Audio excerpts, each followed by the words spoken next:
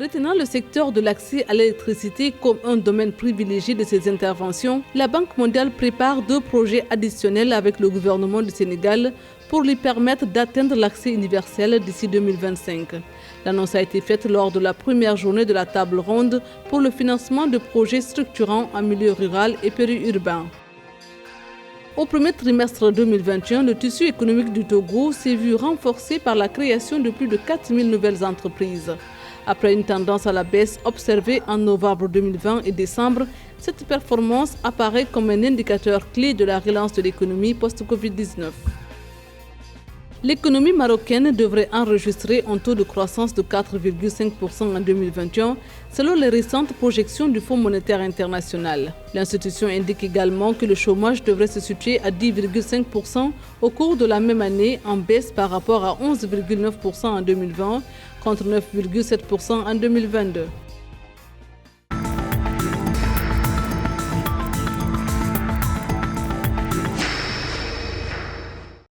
Au Sénégal, la Banque mondiale va financer 2 projets d'électrification à hauteur de 300 millions de dollars pour l'accès universel à l'électricité à l'horizon 2025.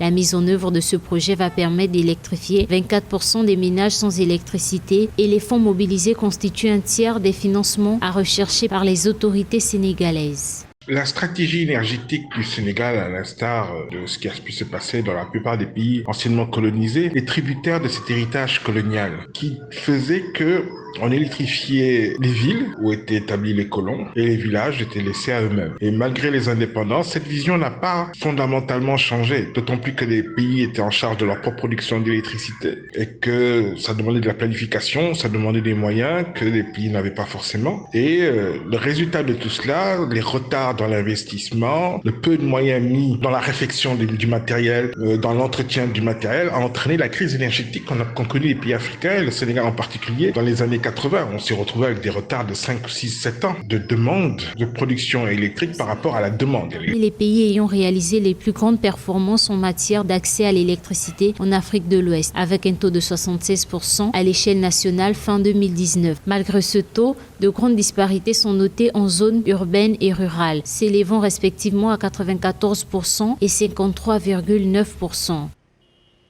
Alors, qu'est-ce que ce programme va apporter? L'énergie est au centre de tout. Sans énergie, vous ne produisez rien. Sans énergie, vous ne construisez rien. Sans énergie, vous ne faites quasiment rien. Vous voyez aujourd'hui, la Chine est un pays en pleine croissance, il a besoin de beaucoup d'énergie. Donc le Sénégal est un pays en croissance et il va avoir besoin d'énergie. Et le fait de signer cette convention est justement un des indicateurs qui permet de dire, voilà, il va y avoir une activité économique qui va pouvoir enfin démarrer. Et qui dit activité économique dit forcément emploi, développement au niveau local. D'ici 2025, 13 819 localités regroupant environ 3 millions d'habitants. Les 2 projets permettront donc de raccorder les localités situées dans le périmètre des postes construits dans le cadre du projet OMVG, Organisation pour la mise en valeur du fleuve Gambie, et un autre d'envergure nationale.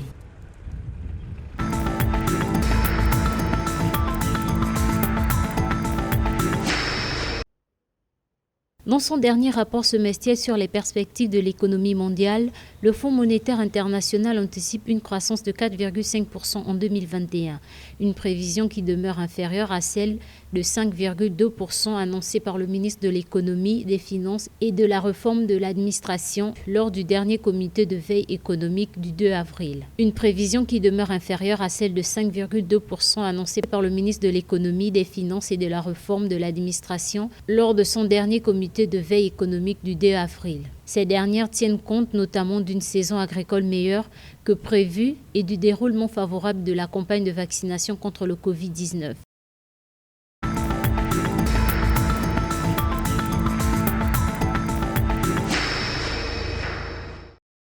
Au Togo, l'attrait entrepreneurial se maintient en dépit de la pandémie du Covid-19 qui met au ralenti l'activité économique nationale et internationale.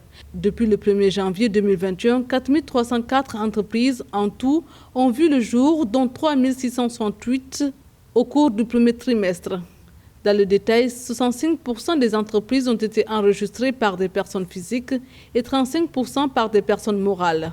77% de ces nouvelles entreprises, soit 3 324, ont été créées par des Togolais et les 23% restants, soit 980, par des étrangers.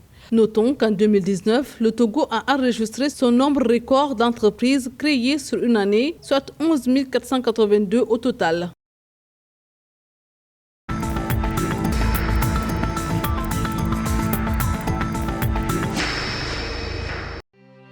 Au cours de son exercice 2020, United Bank for Africa a réalisé un résultat net de 153,410 milliards de francs CFA.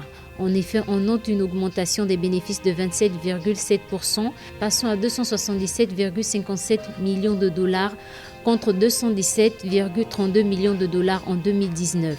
Le bénéfice avant impôt s'est établi à 321,71 millions de dollars contre 271,47 millions de dollars précédemment. Par ailleurs, Tony Elumelu, le président du conseil d'administration du groupe UBA, a annoncé de bonnes perspectives pour l'année 2021 et va vers des décisions stratégiques qui renforcent son engagement à devenir le leader du secteur bancaire au Nigeria et en Afrique et dans le monde.